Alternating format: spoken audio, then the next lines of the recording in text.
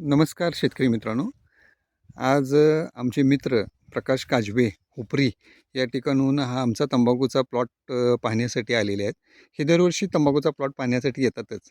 त्याचबरोबर आपण आता SRT पद्धतीची ह्या शेतीमधला जो आपला तंबाखू आहे, ज्या तंबाखूमुळं आम्हाला अगदी म्हणजे ह्याचा पुरस्कार मिळाला, पैसा पण शेतकरी बँक हुपरी ज्या आदर्श शेतकरी पुरस्कार मिळाला, तो हा प्लॉट आहे.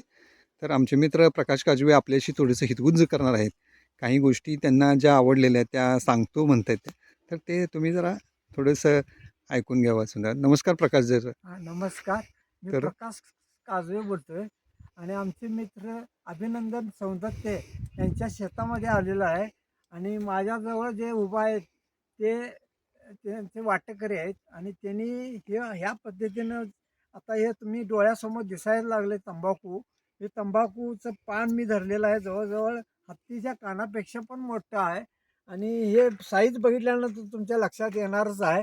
आणि हे जे तंबाखू लावलेला आहे ते SRT पद्धतीने लावलेला आहे आणि SRT पद्धत म्हणजे बिन नांगरता, बिन ते रोटर मारता, बिन सरी सोडता, हा जसं पहिला तिथून खोडवं गेलं, ऊस गेला, त्या ऊसाच्या खोडव्याच्या त्या सरीवरच मध्यभागी ह्या आता जर तुम्ही बघितलं असाल तर इथं त्याचं पाचट पण तुम्हाला दिसेल आणि हे त्याचं इथं बघा, हे पूर्ण हे ऊसाचं अवशेष आहेत आणि याला मेरा एकत्र मारून हे इथंच त्याचं खत झालेलं आहे आणि दोन्हींच्या मध्ये हा तंबाखू लावला आणि हे तंबाखूची उंची जवळजवळ 6 फूट आहे आणि मी हातात पान धरलं आहे. हे जवळजवळ किती मोठं आहे तुम्हाला इथं लक्षात येईल आणि एवढं उत्कृष्ट उत्पादन याने आता घेतलेलं आहे आणि हे उपरी आमच्या पैसा पण शेतीमाल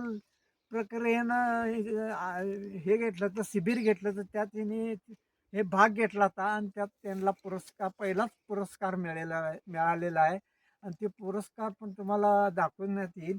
पण हे एवढं उत्पादन घेण्याचं श्रेय हे वाटेकरी ह्यांचं पण मोलाचं सहकार्य आहे किंवा त्यांनी जे एवढी राबणूक केली यासाठी पद्धतीनं करायचं आणि एवढं उत्पादन घ्यायचं. जवळजवळ यांना आता 2.5 एकरामध्ये 5 लाखाचं उत्पादन यांना मिळणार आहे.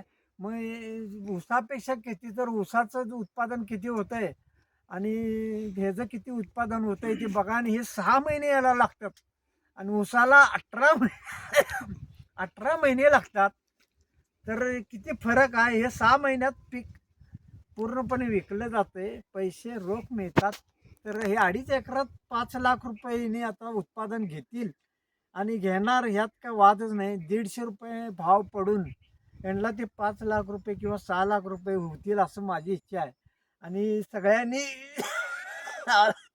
अनुकरण करावं की एवढं पीक चांगलं आहे. तुम्हाला दाखवतील पण त्याची उंची ते बघा. हे पीक प्रकाश तुमच्या भाताच्या शेतीचा थोडासा अनुभव सांगा की तुमच्या. मग ह्या पद्धतीनं SRT पद्धतीनं मग मग आम्ही पण भात केलता शुभांगी आणि पहिल्यांदा आमचं मशीननं ते खोडवं गेलं. खोडवं गेल्यानंतर मग मी ठरवलं की हे नांगरायचं. पण आमचे मित्र अभिनंदन त्यांनी सांगितलं की SRT पद्धतीने हे पण करूया म्हणून मी त्यांनी सांगितलं म्हणून ते केलं आणि माझं जे अवशेष होतं म्हणजे खोडव्याचं जे गेला मशीननं, ते रान एकदम घट्ट झालं.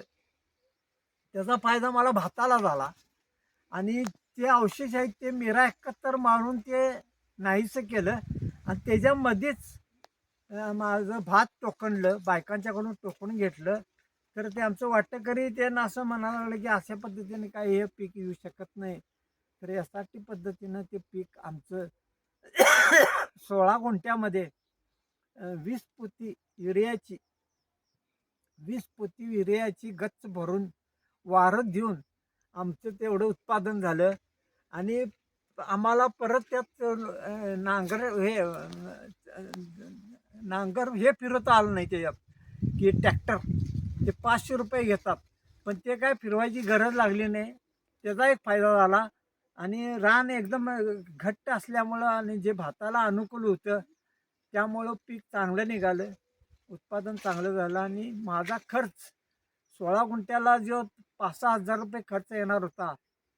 तो नांगरट, रोटर मारणे, हे सऱ्या सोडणे, ते काय करायचे जे लागत होतं ते कॅन्सल झालं आणि ते शेतकऱ्यांनी आता त्याचं अनुकरण करावं. त्यामुळे फायदा होईल ना. आता कोण म्हणतंय शेती परवडत नाही, पण त्या अशा पद्धतीने जर गेलं तर ते शक्य आहे.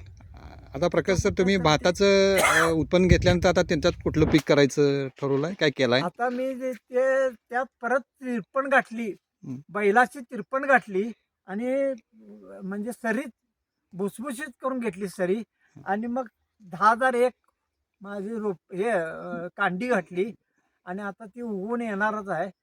15 दिवस झाले, म्हणजे मला तो पण खर्च करायची गरज नाही. म्हणजे तुम्ही कुठल्या ट्रॅक्टरचं कुठल्याही पद्धतीचा आऊत केला नाही हा, असं आहे? 1200 रुपयाचं फक्त तिरपण गाठल्याला ते खर्च आला. तेवढंच. 16 गुंठ्याला म्हणजे ट्रॅक्टर 1200. घालायची तुम्हाला काय सध्या आवश्यकता वाटली नाही? ट्रॅक्टरची काहीच संबंध नाही, मला ते संबंध पण आणला नाही. ओके. म्हणजे भात निघाल्यानंतर परत नांगरायला पाहिजे असं पण काय झालं नाही आणि मी फक्त तिरपण गाठल्या त्यात आणि त्याच्यात लावण केल्या आणि ती लावण आता उगवून येईलच.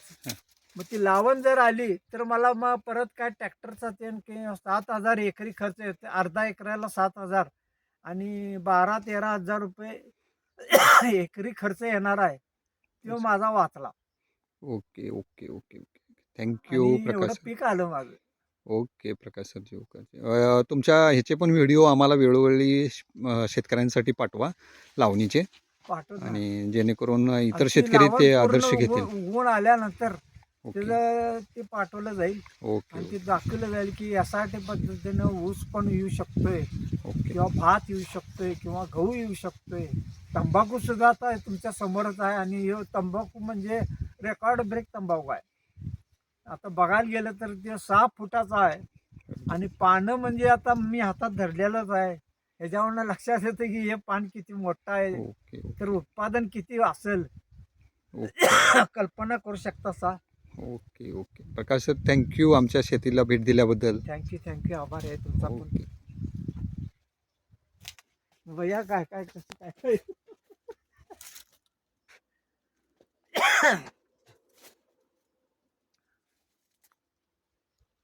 धन्यवाद काय शेतकरी मित्रांनो. एवढं काय येते 6 फूट कोण